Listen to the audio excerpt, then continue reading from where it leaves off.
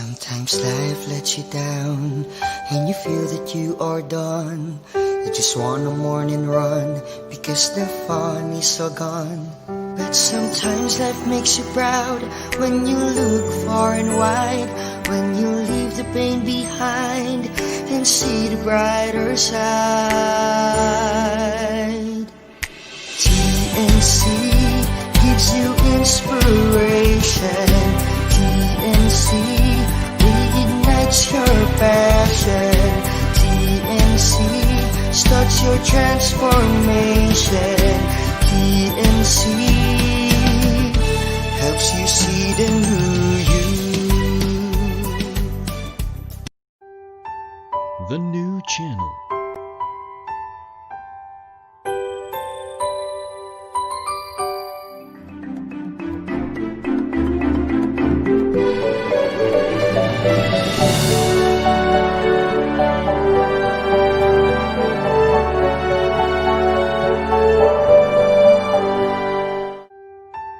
The new channel.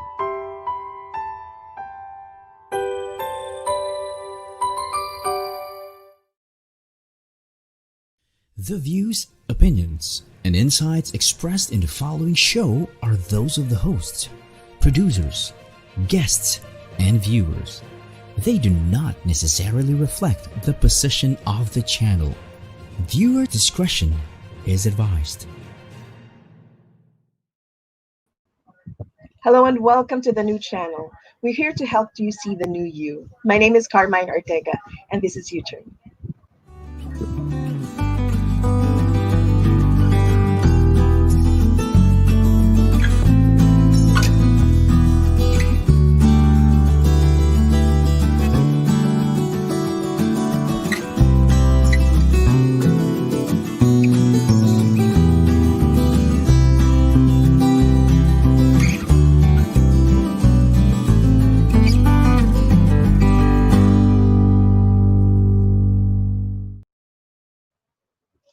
Good Thursday morning, U-Turners. Today's Thursday. We have another inspiring episode here on the new channel. Today's October 1st. So, last quarter na ng 2020. Ganun na lang, ano?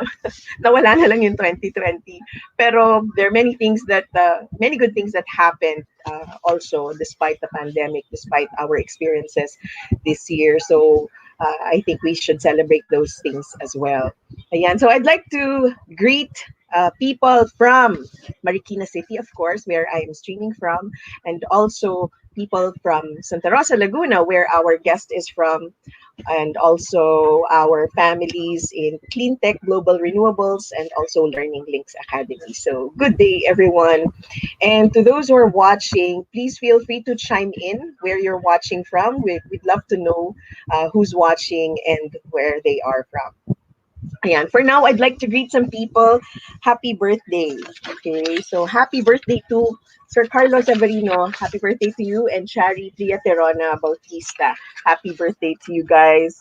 Belated happy birthday to Lenti Lentejas and Hilia Coperia over in Bangkok, Thailand.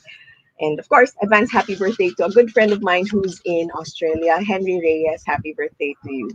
Milestone birthday yata, diba? I think so. Okay, so right now, I would like to show you what we will be giving away. Okay, so today we will be giving away this car valet. It's an organizer, especially if you have limited cup holders in your vehicle. This would be very helpful. So, ayan, you put it in between your seat and where the handbrake is. Okay, so it's a car valet. So how do you get this? Okay, you get this by sharing our live stream on your wall. So please do that right now.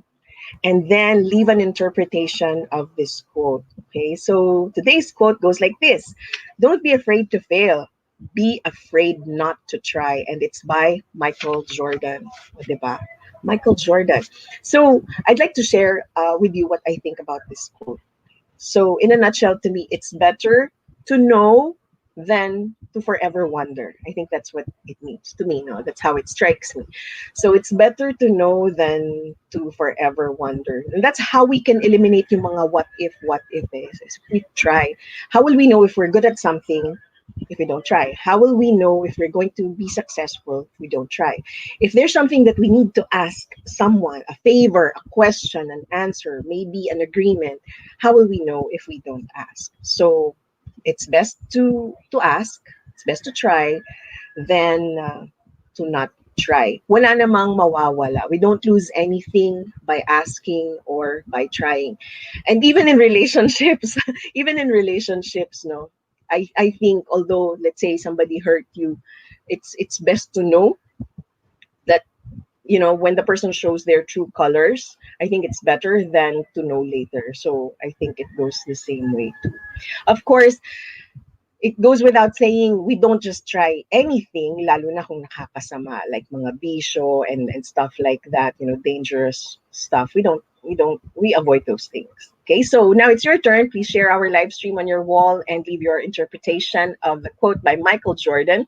Don't be afraid to fail, be afraid not to try. And you could get our car ballet that we just showed earlier. Ayan. Okay, so hindi ko na patatagalin. I will call in our guest. Our guest is a young person, and I'm excited to feature him today because he is a nice, interesting profile, and he's a medalist from the 2019 SEA Games. He belongs to the men's golf team, and he has other insights and stories to share with us. He's streaming live from Santa Rosa, Laguna, and he's the son of good friends of mine, Luisa and our boy Castro. Hi, guys. All right, so without further ado, I'd like to welcome Luis Castro. Hi, Dylan. Thanks for having me on your show. Ayan. Hi, welcome to the show. To our viewers, if you have any questions for Luis, you better ask them now while we have time. Mamaya may tanong kayong gusto for Luis, and then we don't have much time. So, ayan, welcome to the show, and thank you for taking the time to be with us today. Of course, thank you. All right. Okay, so let's begin. My first question really is, so you're known for golf now, diba? You're known for golf now. But before golf, what did you want to be when you grew up, and what sports did you play? In terms of sports ball, I really grew up playing soccer. So through first grade to sixth grade, while I studied my mom's school, I really loved soccer. It was my first love in terms of sports. I just enjoyed playing with best friends, my really good friends, all the way until sixth or seventh grade. And then around that time, I started exploring golf. And then in sixth or seventh grade, I made the decision to switch over to golf, and that's my passion now. It's what I pursue now. So. All right. Okay, so you mentioned that. So you played soccer before. How old were you when you first held a golf club? And who took you to the driving range? Dun yun una, diba? Oh, yeah. So for that story, the first time I held a golf club was maybe when I was 8, 9 years old. And it really started with my brother. So my brother and his best friend would play golf sometimes, and he would take my brother out on play dates to the driving range where they would just hit balls. So that really piqued the interest of my brother. And then he told my dad and my mom, so both my parents, that, oh, this is something that I think we should all try. So eventually we all went to the driving range. We all tried to pick it up at some point. Then slowly but surely, other people like my brother, my mom, my dad, and my sister started dropping the sport of golf. But then for me, it was really something that I kept going at, kept being interested in. And as I continued to play tournaments, I really fell in love with the sport. So I just ended up pursuing golf instead of soccer. I see. Okay. So when was your very first tournament?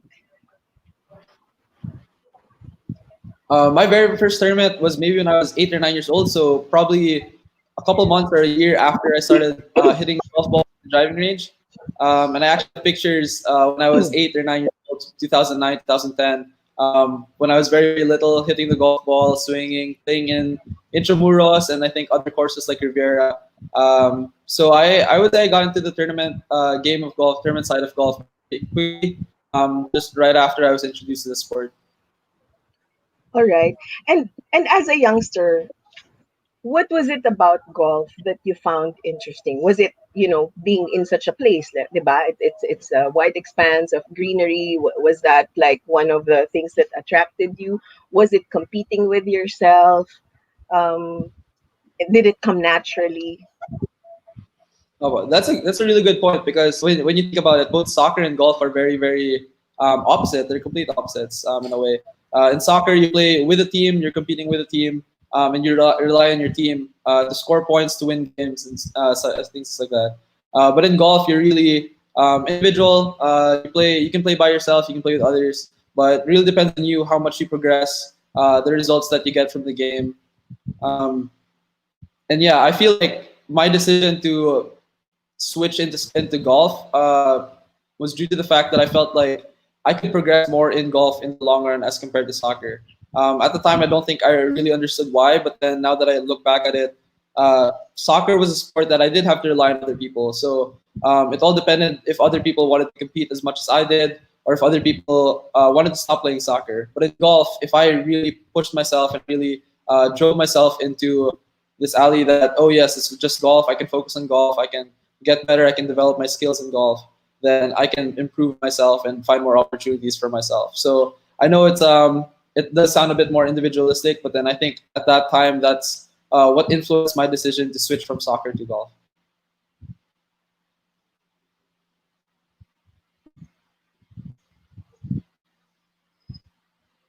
I'm sorry, Tita Man, I can't hear you po.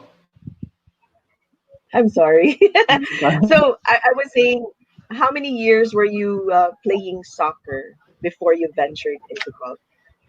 Yeah, so probably first grade but to sixth grade. So maybe 6 or 7 years. I started when I was 5 years old, and then I eventually dropped it. I think when I was 12. But then I played some casual games when I was 12 or 13, 14 with some friends. They needed me. But then for golf, it was 8 years old all the way until now. So there was a point in my sports experience where I played both of them at the same time. But then, yeah, I've only played soccer for maybe 6 or 7 years. That's still pretty long. And did you play competitively also when you did the soccer? Oh, for soccer, yeah, a lot of grade school events, so a lot of under 12 events and things like that. And then also in I think sixth grade, so when I was 11 or 12 years old, I actually went with two of my really good friends, Simon Mercado and Luis Castro, and we played in Europe with Makati Football Club. So that was a really good experience. But that was also the same experience, same exact experience when I actually decided between my parents sat me down and they made me decide between soccer and golf. So it's definitely a memorable experience. Did that actually happen? They sat you down. You had a serious discussion about that. They did actually. I think so. It was a 3 week like tour around Europe. So we went to Spain, gosh, and then to Gothenburg, Sweden, and then I think in the last leg of that, the third week in Sweden, I was in their hotel room, and then they sat me down, and then they said, um, we can keep having experience like this where you travel for your sport. But the thing is, you have to decide between soccer and golf, which one you want to have these experiences with, which ones you want to travel the world for, and compete. All right. And was it an easy? It's gonna be golf. Was it an easy answer for you? I don't think it was at the time, but then I think I was able to answer them in maybe 5 minutes. I remember standing there and just thinking it over, and then saying I might have a bit more opportunities if I decided to focus on golf. So I would say maybe both half and half. Maybe it was a good decision and maybe a hard decision too. Okay. All right. Now that you mentioned your parents, I'm curious. What are some pieces of advice that they've given you that you continue to carry, that you always remember when you're traveling, when you're in a tournament, or let's say you're in school? Opo. Yeah, I would say I go to both my parents for different things. So for my dad, if it's a lot of golf-based things and maybe work-based things, maybe just a lot of life stuff, I would go to my dad. And then for my mom, if it's anything related to school, related to my faith, I would definitely go to my mom because I studied in my mom's school all the way from elementary through middle school through high school. So if anything, she knows how I learn and how I can handle all my things in terms of school. So she's the one that I go to. All right. Okay. And do you have any memory of, especially as a younger athlete, whether in soccer or in golf, do you remember a particularly challenging situation where the solution, was made easier when you remembered a piece of advice that they gave you? I would go, for the golf side, uh, maybe 2014 or 2015, I was allowed to be in the national pool for the Philippines in the sport of golf. So that was really a downtime for me and my parents. And they just told me that maybe it's not your time right now, but then what we can do right now is we can take a step back, focus on you, focus on what you can do, and then just develop your skills so that when once it is your time, you're prepared, you're ready for the opportunity to compete for your country and represent your country. So that's something I always remember, something I always look back to and think over when I'm in a trouble spot, because I know that if it's not my time now, then all I need to do is make sure that I'm prepared for the opportunity when it is my time. All right. Thank you for sharing that. Now, my question is, was when you started golf or even soccer, was that a consideration to you or a dream of yours to play for the national team or something like that? Oh, well, I think for anything that I do, I really want to do it at a very, very high level. If it's school, like I said earlier, my mom taught me through elementary and high school. So everything I do in school, I want to make sure that I perform at a high level. In my sport, in soccer or in golf, I want to make sure I compete at a high level. And it's just maybe it is a bit of pressure on myself, but I also feel like it drives me to reach my capabilities, to reach my potential as a person, as a human being, yeah, and as an athlete as well, and a student. All right. Now, quick question: if you weren't in sports, what would you likely be? What do you think? When I was younger, well, I always this might sound kind of nerdy or geeky, but I really like electrical, like engineering. I was kind of like trying to focus on that in college, but then it's something that really interested me, I think, at the time. But for now, because I'm so math and science based, I actually do want to explore like the art side. So I'm actually really, really interested in photography and videography, and I'm also a very big like movie fanatic. So I do know kind of a lot about movies, and I really appreciate great cinematography and photos and videos and things like that. So if not sport, I would definitely like to get into a hobby of photography or digital art. I don't think a lot of people know that about me, but I think it's very, very interesting, and I think it's the perfect combination of art and technology. So yeah, that's my answer for that question. And those are good things to explore. The more creative hobbies or pastimes. Those are very good self-expression forms of self-expression, I think, and you can easily do those in between your tournaments and your training and weekends when in school. All right, okay. So for now, we will go on break. When we come back, we will talk more about your journey into the Philippine team. Okay. All right, Of ladies and course. gentlemen, we'll be right back.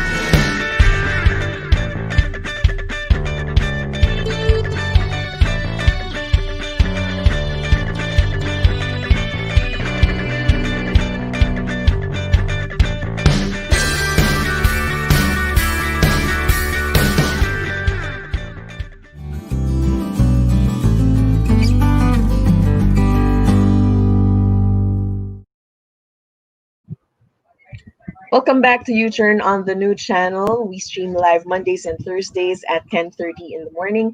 Please remember to like us and follow us on Facebook and also on YouTube. Yes, we stream live on YouTube as well.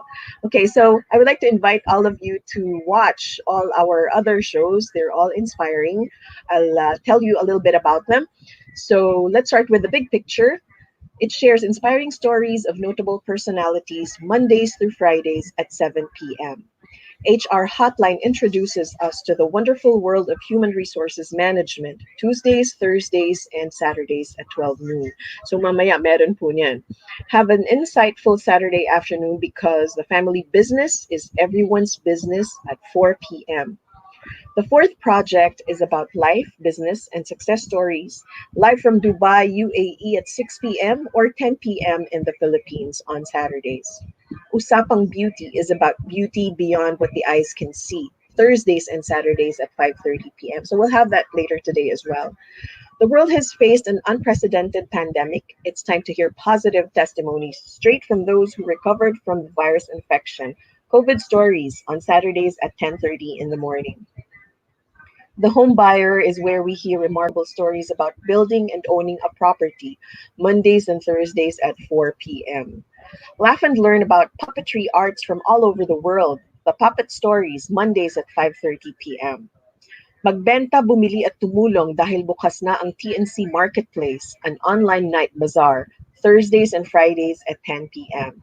Yo Law is for all of us to appreciate that the law can be fun and cool as well. Thursdays at 8:30 p.m. Watch and learn about money and more. It streams live from the Philippines and the US. Tuesdays at 8:30 p.m. Philippine time and 5:30 a.m. Pacific time in the US.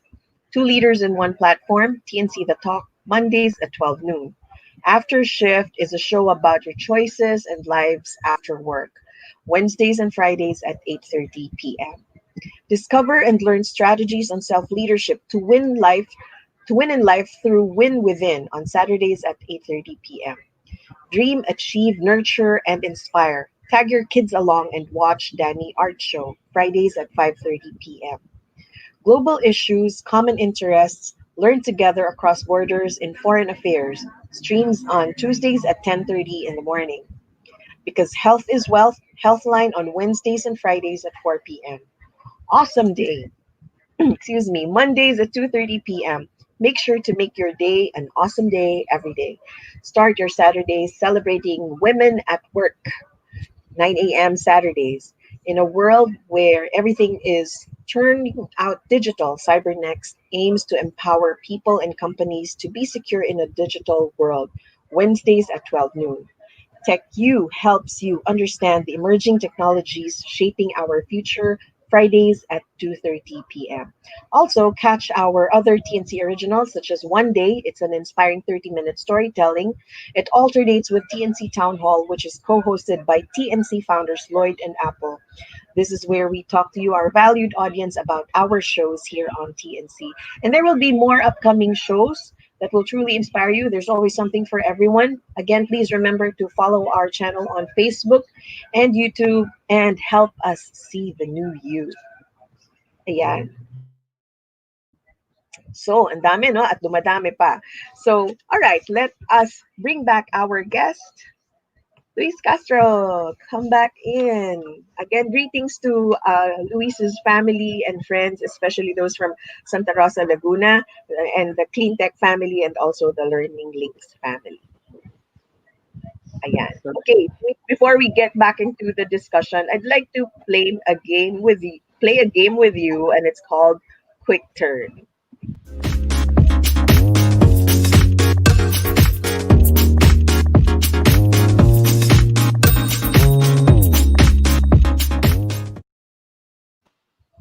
All right, so it's called Quick Turn, and in this game, we really just generally want to know you a little better and how you feel about certain things. So I will mention random things and tell us right turn, left turn, or U turn. So if you like something, right turn. If you don't like it, say left turn. If you love it, say U turn. Okay. All right, so let's start. The first item is night golf. Left turn. Really? How come?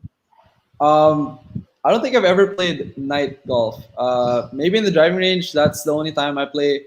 But I would definitely love to try and experience night golf. I know some courses, maybe in the United States or somewhere in Asia, host night golf where they have everything set up, the lights over the golf course, things like that. And I think it would be a really cool experience. But personally, I have not yet experienced it.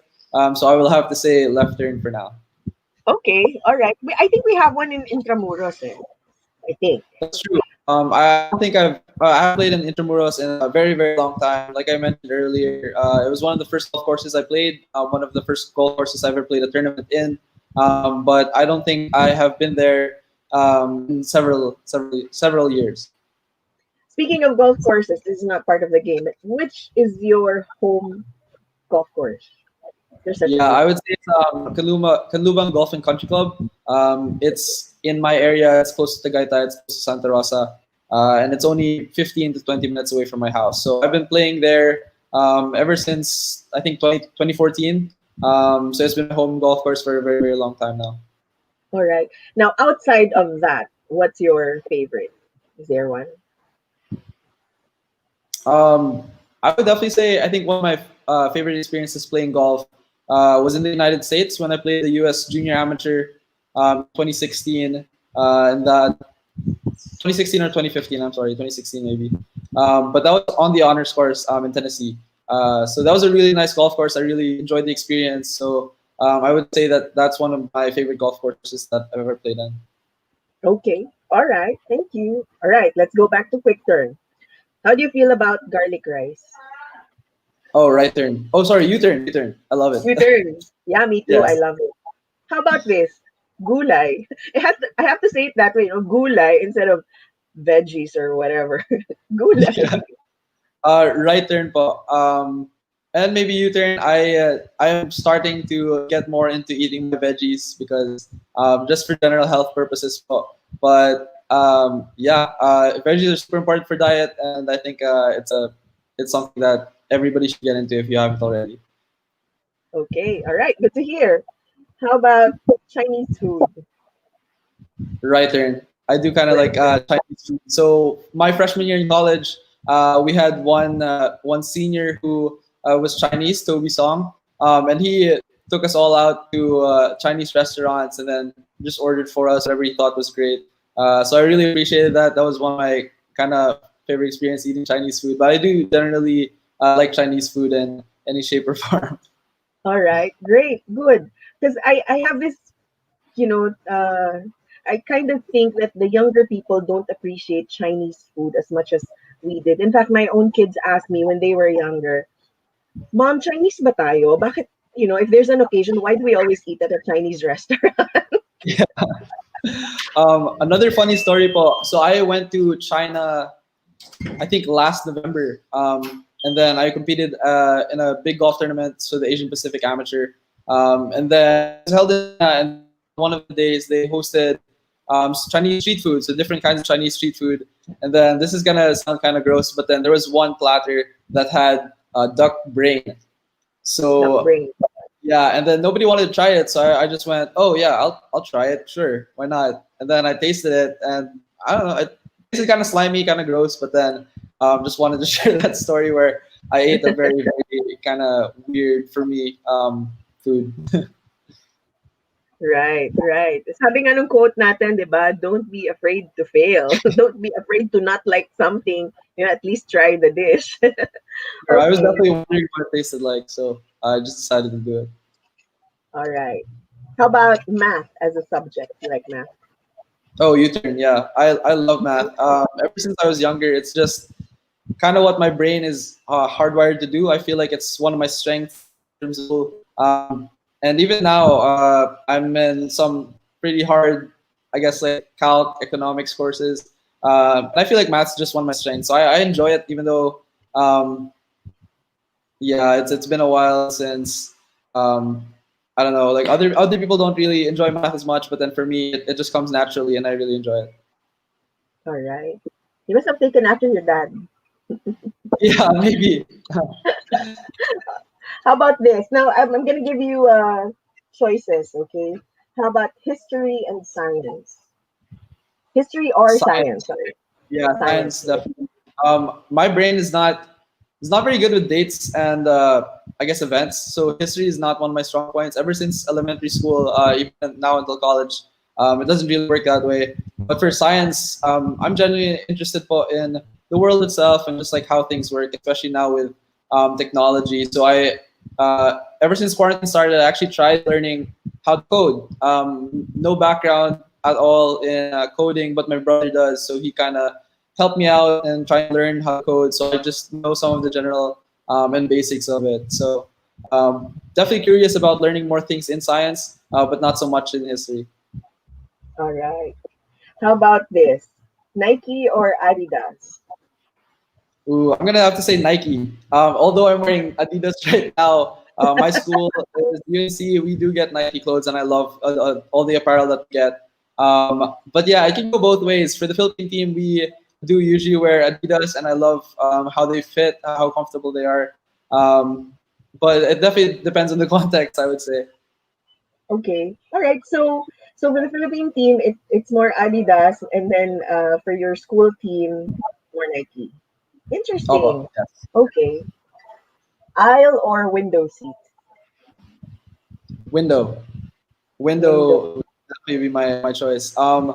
For me, I'm not very tall, so I don't need that much leg room. But I also like the window seat because if I want to sleep in a plane, which I generally do, and I travel a lot, I just lean my head against the window, and then not a lot of people do this, but I put my leg up on behind the other person's like window side armrest. I'm not really Right. touching the part where they put the arm, but then like I just press against it, so my legs up. Right. I give Right. myself a bit more space. And then Good. that way, I also don't have to use the bathroom a lot on an airplane, so I never really bother the people in the middle seat and on the aisle seat. So that would be my answer. Understood. Good. Good points. I prefer aisle. Maybe it's my age. I Okay. don't know, a lot of Last. people from my age in my team also like the aisle seat, so I maybe see. it's just the general consensus of a lot of people. Yeah, I think it's about me not wanting to bother other people. So, I'd rather be there.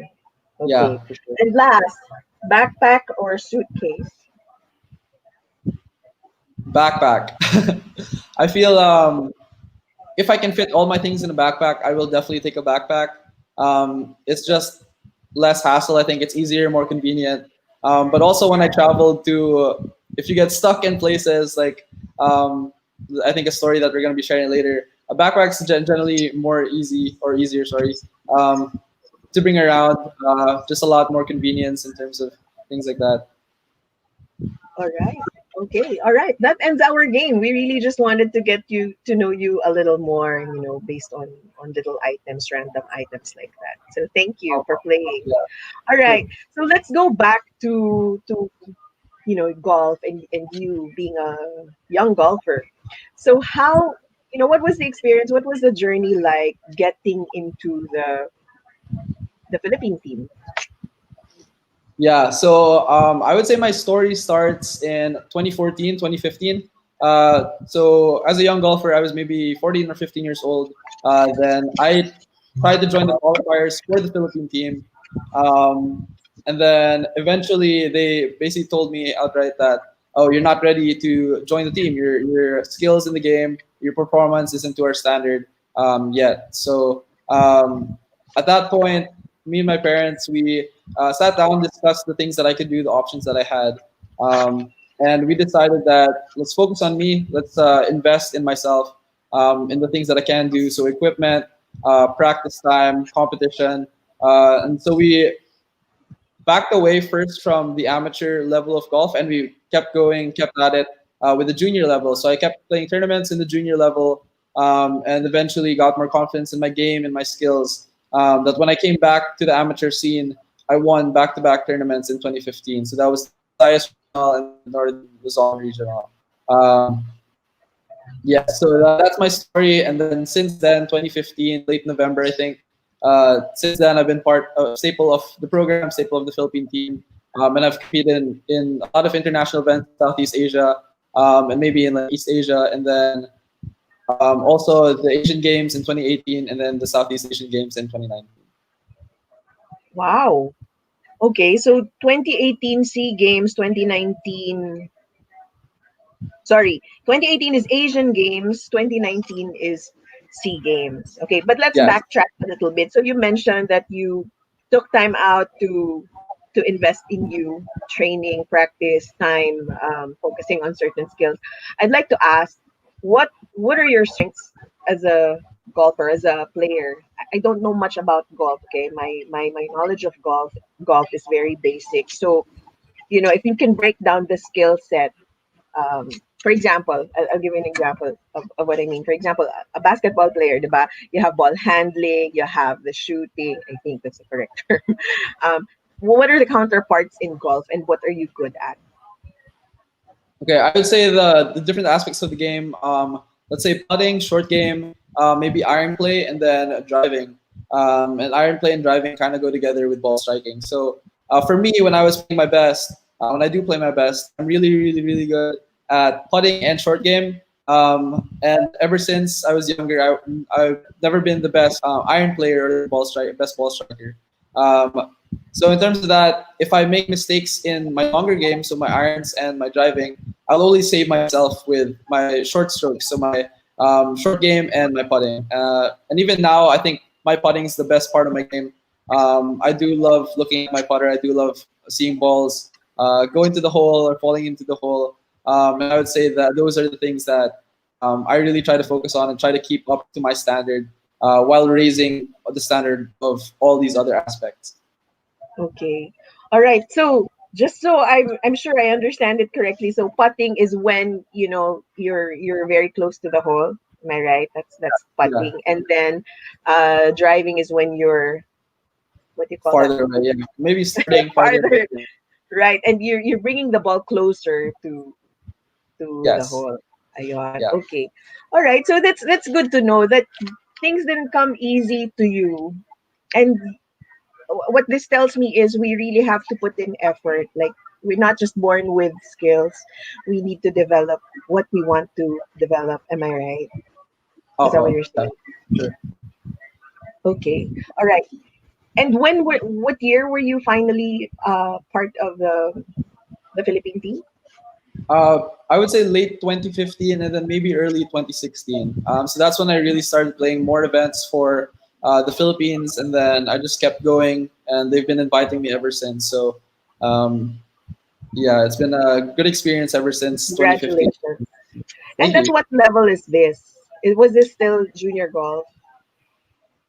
There were some junior events that I would join, like a junior amateur events, but then now, after the age of 18, so for the past 3 years, I've been playing in exclusively amateur events, and maybe some professional events when I've been invited.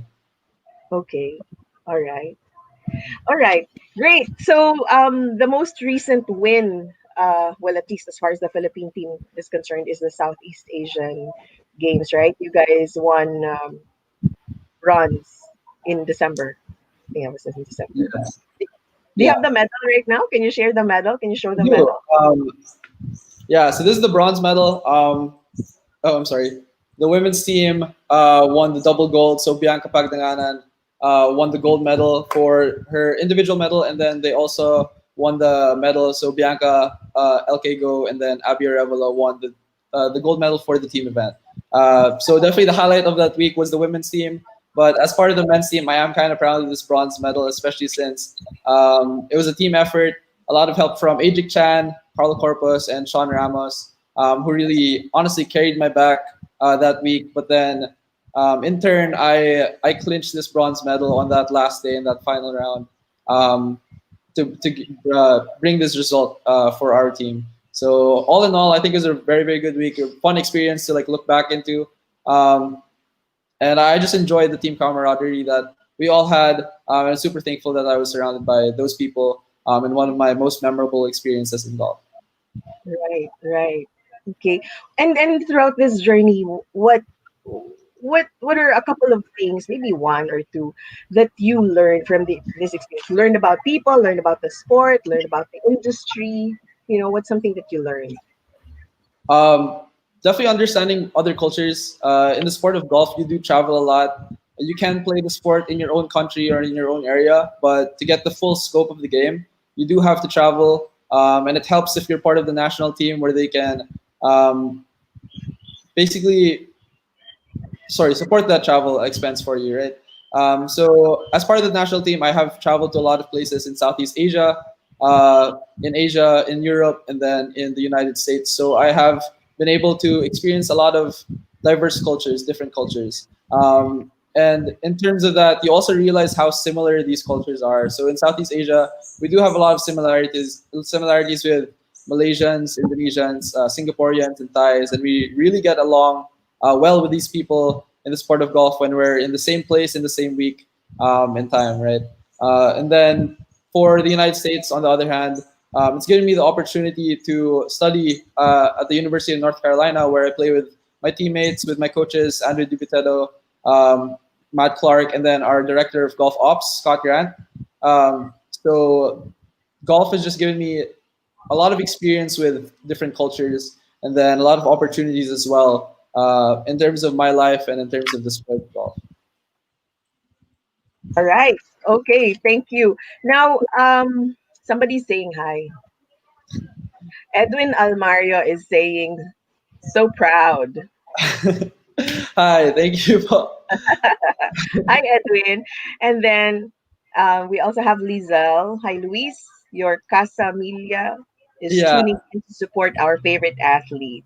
thank you, Liesel. So the Casamilia were a community of Filipinos in UNC. So it's the Filipino organization at UNC, and I actually recently just joined them. I think late in the spring semester, so maybe in February or March, I was introduced to them, and then ever since they've been very, very welcoming. So I'm very thankful that I have a Filipino athlete while I'm in the States, away from the Philippines itself. So I'm All thankful for right. that. I just want to say hi again to Liesel and Jarek, I think, who's watching. So thank you guys for supporting me. Somebody else is watching, Katrina. Katrina is saying, hi, Luis. We're Oh, watching perfect. you from the US. All Oh, hi, right. Katrina. Yeah. All right. Thank you for tuning in. Since you mentioned school, let's talk a little bit about that. You are in your third year in the University of North Carolina in Chapel Hill, right? Now, but you're here. So tell us about that. You're here. You're in school, but you're here. Yeah. So, late in the spring semester, maybe towards the second half of the spring semester, a lot of school, processes, they just shut down. So a lot of things went online. Since then, basically had online class. So I finished my spring semester of last year in the States, in my apartment, basically online. So I never really went outside of my apartment. And then once I came back to the Philippines, I took summer classes online, and now I'm taking fall semester classes online. So it's definitely a weird experience. I know a lot of other students, both in the Philippines, other places in Asia, and then also in the United States, are all taking their classes online. Maybe some people are taking them in person, but it's not really the entire experience that we get while we're on campus taking in-person classes with our professors in front of us, with our friends surrounding us. But for me, I feel like learning is it's more a personal thing. So if you really want to learn something, it doesn't matter what it is, especially in today's day and age, you can learn these things on the internet. So the barrier of online learning or like a screen between people shouldn't stop you from learning the things that you're interested in. If I'm generally interested in learning math topics or economics, I should um, basically guide myself in learning that because that's what I'm interested in. And it shouldn't be somebody else's responsibility to teach me what I'm really interested in doing. And I think it's the same thing for sports. Nobody should force you to do something that you don't want to do. If I love golf, then I'm going to play golf for the reason that I love golf. And it shouldn't be anybody else's responsibility to enforce that on me. So that was kind of sidetracking, but then going back to education, it is my responsibility as a student to learn the things that I want to learn about, to learn the things that I'm interested in and love. And I'll continue to do that as this pandemic happens, and I'm kind of forced, but not really forced, to learn through uh, online learning. Right. Right. Well, I agree with that. That's a very good point. And that's part of self leadership. Taking care of your training, of your knowledge, of what you want to learn. All right. So you're back here in Manila. Well, Laguna, and you came home in. Was that in April? Was that in June? Sorry, May. Uh, May, yes, I came May. back home in May. May. Yeah. Can you tell our viewers about your literal journey coming home? Yeah, we say it's a journey because it did take me, I think, close to 3 weeks, maybe like 19 or 20 days from Chapel Hill, as I left Chapel Hill with the end of my semester, all the way to my house in Santa Rosa City. So 19 days, 19 or 20 19 days. days. Yeah. So what happened was I waited all the way until I finished my last and final exam on May 2nd or May 1st. And then my friends drove me over to the airport where I stayed over for a couple hours just for a layover. And then I finally boarded my flight first to Detroit, which is 5 hours, and then from Detroit to Korea. But then this was during the time, I think May 3rd, when NAIA, so the airport in the Philippines, closed down, I think, for a week, and didn't really allow anybody to enter the country. So I was in Korea at that time, and then once I think they announced it in the middle of my flight from Detroit to Korea. So when I landed in Korea, they told me that, oh, you have no other option. We're gonna have to fly you back to LA, and then all the way eventually to UNC. But I decided with my dad. I called my dad up because I was panicking, of course. He said it's best for you just to stay in LA, and we'll try to find you another flight going back to the Philippines. Lo and behold, after that happened, I actually stayed in LA for I think 12 more days in a hotel room. Didn't really leave my hotel room. I had one of my mom's friends, my tita. She brought me food, groceries over I think every 3 days, and I basically survived off of that. And then from LA, one morning I thought it was gonna be a regular morning. My coach Andrew Dubiteri calls me up. He says, "Yo, are you awake?" And then I say, "Yeah, I just woke up maybe like 5 minutes ago." And then he says, "Okay, I think we found you a flight, but the thing is, it leaves in 2.5 hours, 3 hours. So you have to leave your hotel right now if you want to get on this flight." And the flight flew from LA to Korea, and then Korea to the Philippines. So I boarded it, hoping that it would be a very, very smooth journey, but not. It wasn't. So once I landed to Korea, I found out that I had a 14-hour delay in my flight. So once that happened, I realized that the Philippines wasn't accepting flights over the weekend, and then I had to stay over in the airport, literally on a bench in the airport for 4 days, for 98 hours. Um, Wow. yeah. Four So days. story. And then from Korea all the way to the Philippines, got tested, stayed in a hotel for a couple days just to wait for my results, and then I finally got back home in Santa Rosa. Wow. Wow. That's truly unforgettable. That's a story to tell your grandchildren. Yeah. What was It was your biggest yeah, it what was was your definitely biggest fear? my What was biggest your fear. biggest fear throughout the 19 to 20 days? My biggest fear was basically contracting COVID. I think it wasn't really about getting home because I knew my parents would support me and my coaches would support me in getting myself home in due time. It doesn't matter if it took a month longer, if it took like a week, or if it took the next day. Um, so that really wasn't on my mind. What was on my mind was, if I get COVID and then I arrive in the Philippines, how long will it be since until I see my family again? Because I Right. know I'm so close, but then also so far away if I had to quarantine for longer than I actually had to. So Right. thankfully, I took all the proper precautions, and then I didn't attract COVID in transit from Chapel Hill to Manila to Santa Rosa Very City. good. Right. That was really good. Where was this picture taken? You took a selfie. Yeah, this picture was taken in Korea, so Incheon Airport. I can't remember which terminal, but then it was basically empty.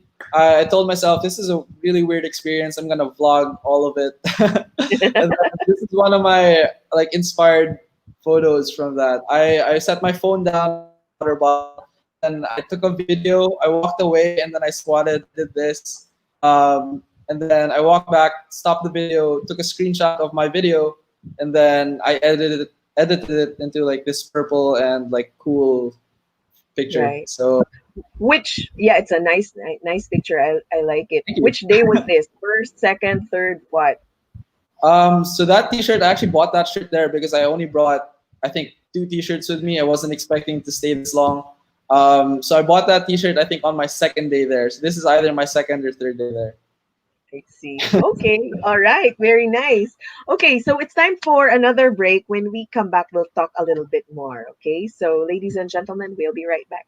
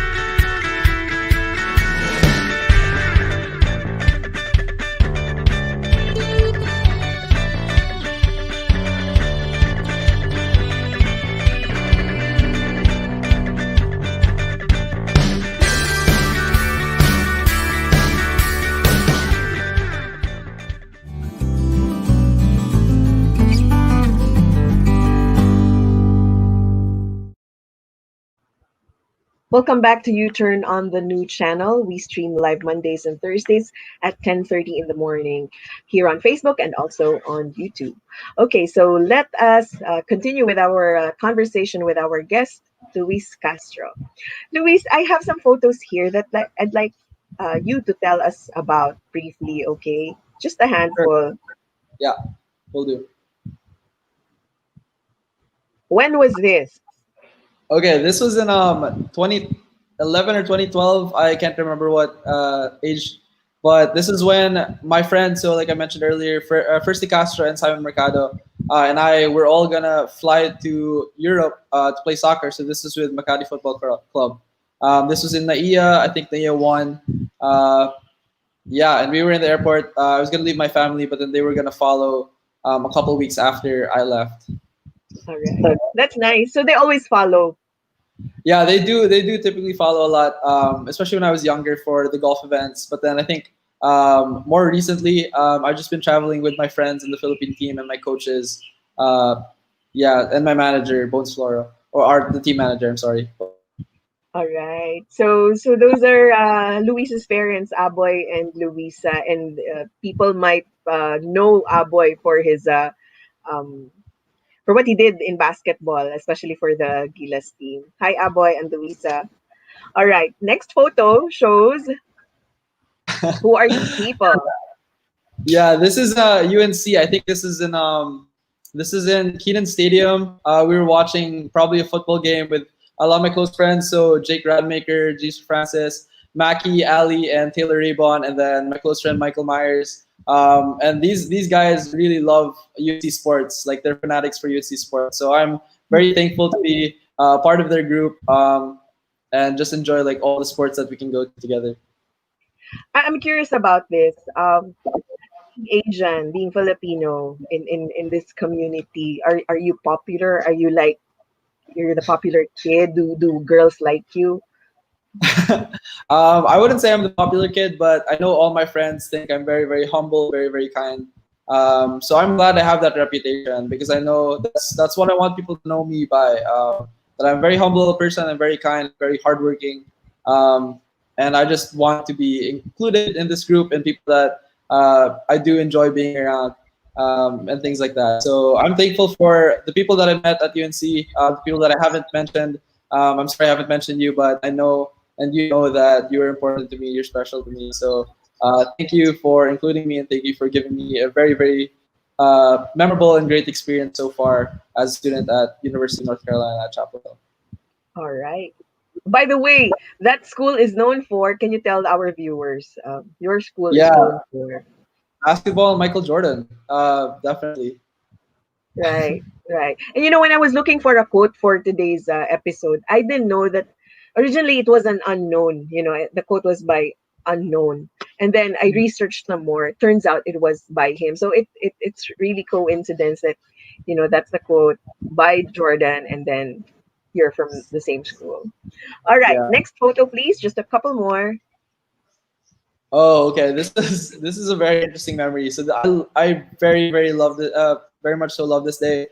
This was on my graduation day from high school, but I also had to be in Tarlac for another qualifying day for the Asian Games. So I was at my high school graduation in the morning, and then the only way for me to get to Tarlac at Luis Castro Golf and Country Club on time was to fly in a helicopter for 40 minutes instead of driving in a car for 4 hours to play without warming up for this qualifier. And then I ended up shooting like 2 under par. So it was a really good day. Graduation, got to fly in a helicopter for the first time with Mr. Bones Floro and his son right there in the picture. And then I shot 2 under par and then eventually qualified for the Asian Games. So this is a very Wow, nice day indeed. Congratulations. And then, yeah, so this picture was very fairly recently. I think this is last summer. This is my most recent win, I think.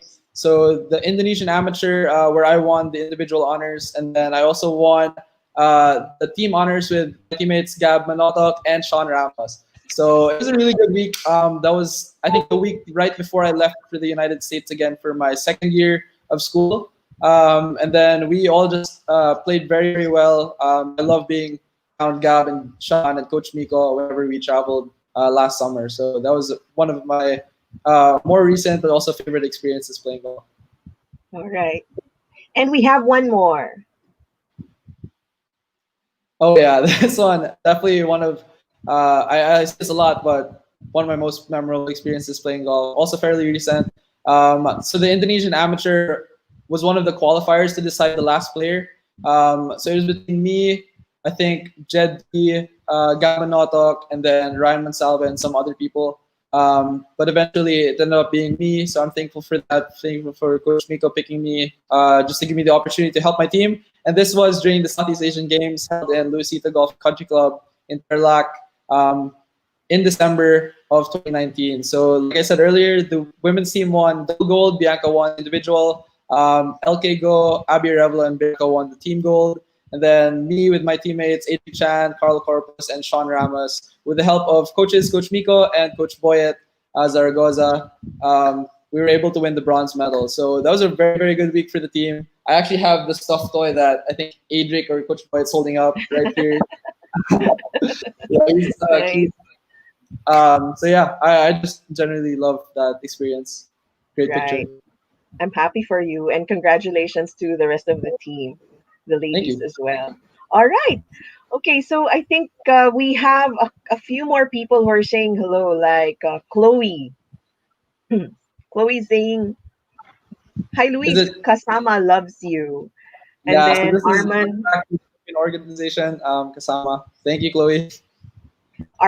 Arman Adarna is nagpaparamdam, smiling. Yeah. And here's a special message from Edwin Almario.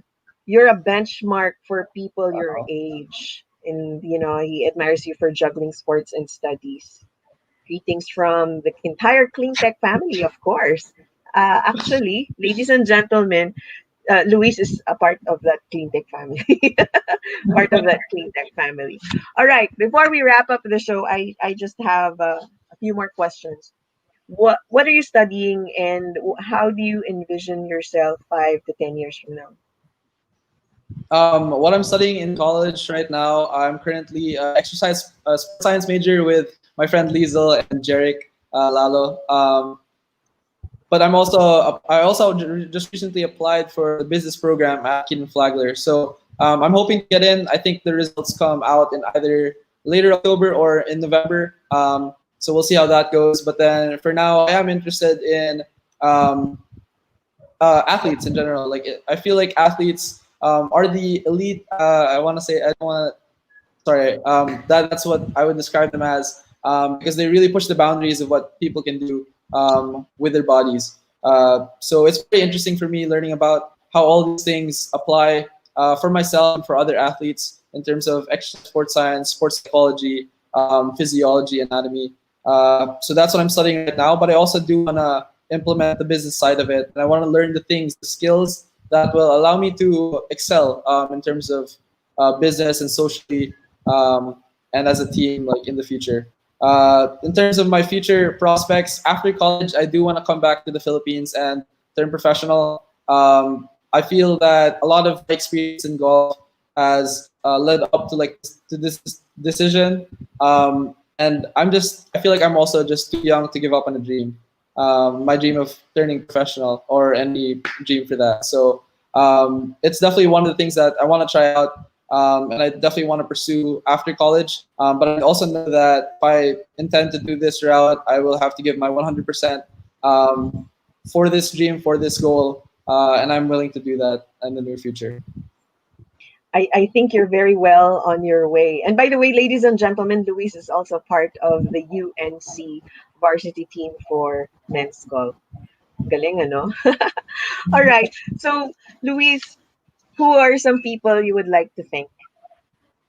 Yeah, I would like to thank my coaches. So Coach Miko Alejandro, Coach Poyet Zaragoza, and then my coaches at UNC. So Coach Andrew DiPitero, Coach Matt Clark, and then our Director of Golf Ops at UNC, Scott Grant, for guiding me always in this golf journey of mine, in this journey as a human being, as a person, as a friend, as a family member, and athlete and student. And then Tito Bones Flora, and Tito Martin, Lorenzo, for always supporting the Philippine team, for what you do for us. We're super thankful for the opportunities you give us, and I really enjoy playing for the Philippines and representing the Philippines. To my friends and family, thank you so much for supporting me. I really enjoy being with you. I enjoy your support. I enjoy your company.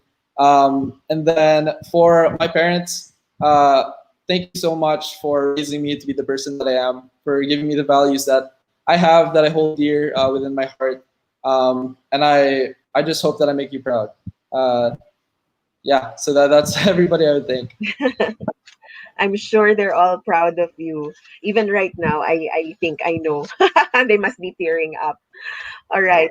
And finally, if you were given a chance to, to address a group, to be a speaker, for say 20, 30 minutes, who would you like to address and what would you be talking about?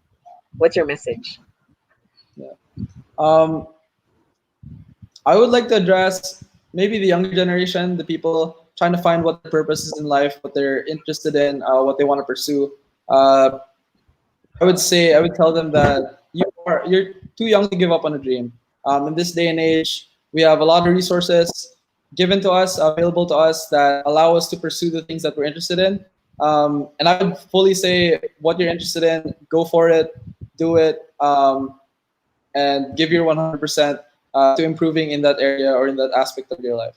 I feel like as people, as young people, we have a lot more to experience in the world, and every single thing is something that you should learn from, something that you should be able to implement in your life in the future.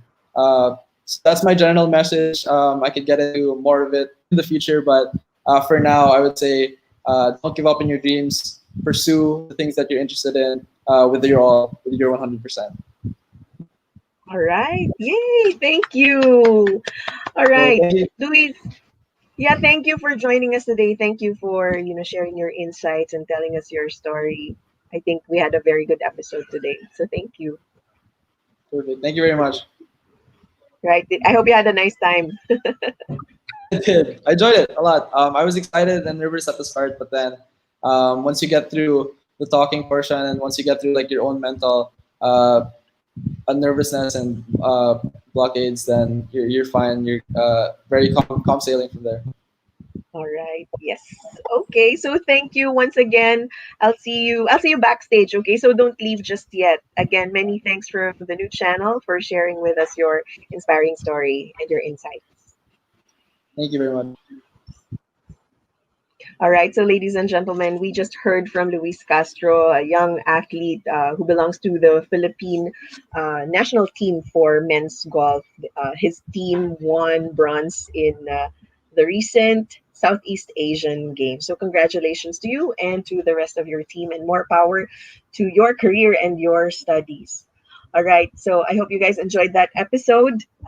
We will have another inspiring episode on Monday. On Monday, we will be guesting an owner of a bodega who discovered that his house, his property, was actually a heritage place. So from bodega to museum, from bodega to museo, we will tell that story on Monday. Please stay tuned for that. Meanwhile, stay tuned today because what will follow is an episode of HR Hotline with Sir Jesse Rebustillo. That's at 12 noon. So remember, you turn on TNC is on Mondays and Thursdays at 10:30 in the morning, live on Facebook and also on YouTube. Meanwhile, I'll let you guys go now so you can enjoy your lunch. Thank you. Have a nice day. Bye.